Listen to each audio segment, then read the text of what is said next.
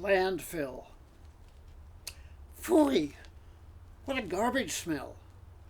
Once again it filled my nostrils as I cruised up the Garden Street on-ramp, girding myself to maneuver across 2 lanes of freeway so I could head south. Something about the foul odor nagged at my brain. It wasn't exactly garbage alone, but something more. Then, crossing over Milford Street, it came to me.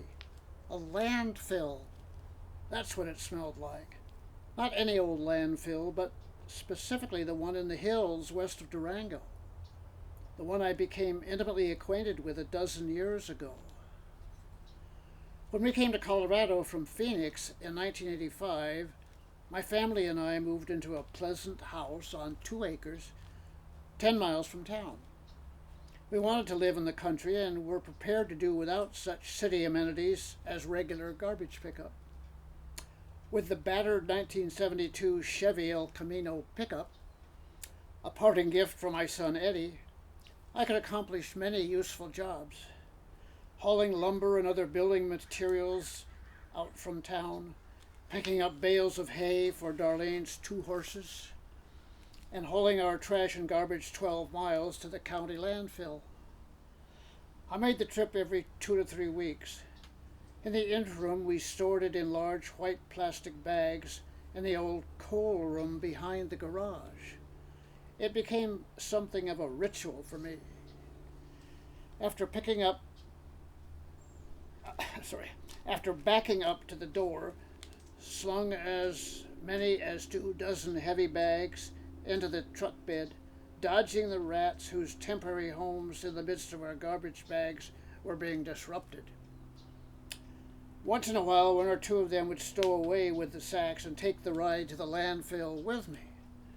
There, as I unloaded, I would glimpse them scurrying away, like carrying coals to Newcastle, I thought, as though the dump needed new rats. The trip into the landfill was often an adventure. In summer, the gravel road threw up clouds of thick dust, threatening to obscure my vision on the sharp mountainous turns. In winter, it was ice-covered and slick, a hazard as it climbed sharply up, then pitched back down into the heart of the dump. In spring, the ground turned to thick, gooey mud. I depended on my trusty El Camino and its heavy-treaded mud and snow tires to pull me through. But in the worst weeks, I often worried about getting stuck down there. Would anyone come to my rescue? Or would I end up as dinner for the rats? After flinging my bags over the side and onto the immense piles of garbage, I took my broom and thoroughly swept out the truck bed, ridding it of the leftover debris. I was always careful not to disturb the special memento which had its place in the right front corner.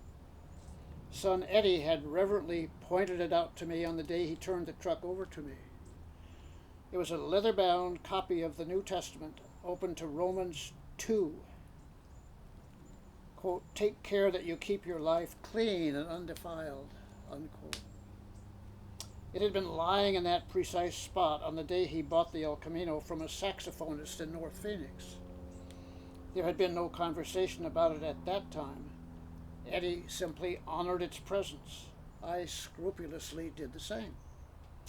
Over the years of ownership, with the truck enduring the major seasons of a high mountain climate, the book progressively deteriorated so that pages could not even be distinguished. By the time I sold it, years later, nothing remained except a small mound of formless brown shreds. Sic transit gloria. Now, pulling off the freeway in Carpinteria, I felt a sense of pleasure in recalling those Durango days of life lived nearer to the land. I enjoyed mentally reliving the pleasures of old rituals, even trips to the garbage-laden landfill. Pulling into my carport, I took note of the wheeled trash containers neatly lined up near the curb. A green one for regular trash, a blue one for recyclables, and a large brown one for gardened yard waste. On my kitchen wall is a printed schedule showing which weeks each of the colored Containers will be collected by the hard-working uniformed men in their big mechanized trucks. Ted, I mused to myself, you've come a long way, baby.